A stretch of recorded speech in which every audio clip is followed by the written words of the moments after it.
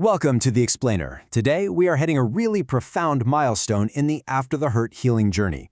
It's day 27, and it's titled, One Policy, One Practice.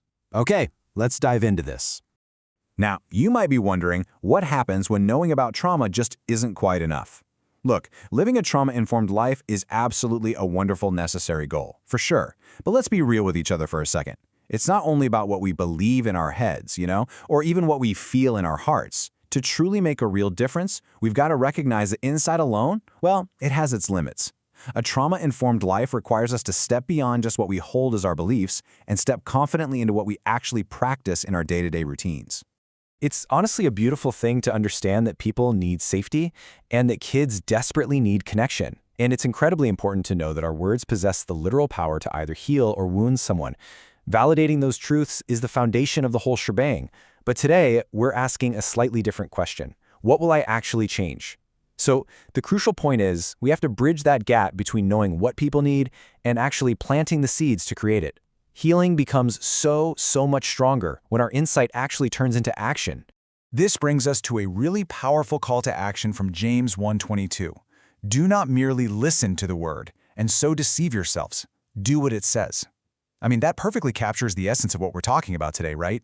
When we just absorb information about trauma and healing without altering our actual behavior, we're kind of deceiving ourselves into thinking the work is done.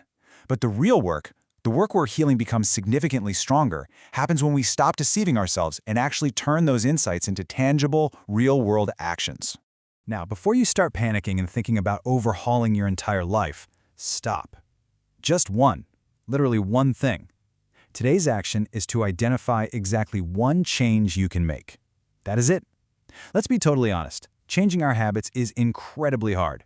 If you try to revamp your entire life by tomorrow morning, you are going to be exhausted by lunch. So let's lower the barrier to entry right now.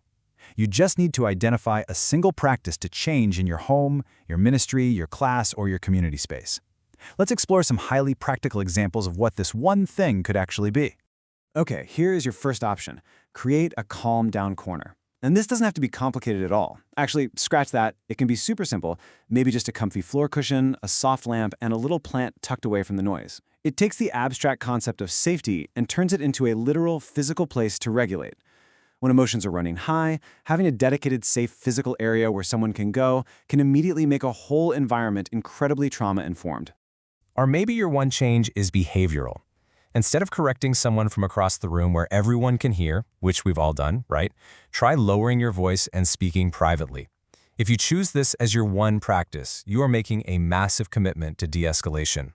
By stopping public shaming, you prioritize emotional safety over immediate compliance. And let me tell you, that completely changes the entire tone of a room. And this brilliantly illustrates our next powerful option, prioritizing connection before correction or building more predictable routines. Think about it. When anyone, whether it's a child or an adult, knows exactly what to expect because of predictable routines, their anxiety just drops. And when you commit to connecting with them before you correct them, you're proving that the relationship matters way more than the rules. You're creating a highly reliable, secure foundation. There are just so many small, totally accessible ways to do this. You could consciously restore a sense of agency by offering choices whenever possible. You could use dignity-based language or even simply check in with someone to see if they're ready before giving them instructions. Even praying with compassion rather than using it to apply pressure shifts the entire dynamic of a space. Look over these ideas and remind yourself you absolutely do not have to do all of these today. Just pick one and begin there. As we start to wrap up, I want to share a really beautiful thought to help center our intentions today. Lord, help me turn insight into action. Show me one practical change I can make that will bring more safety, dignity, peace, and compassion into my space. Help me not only learn healing, but live it. Amen.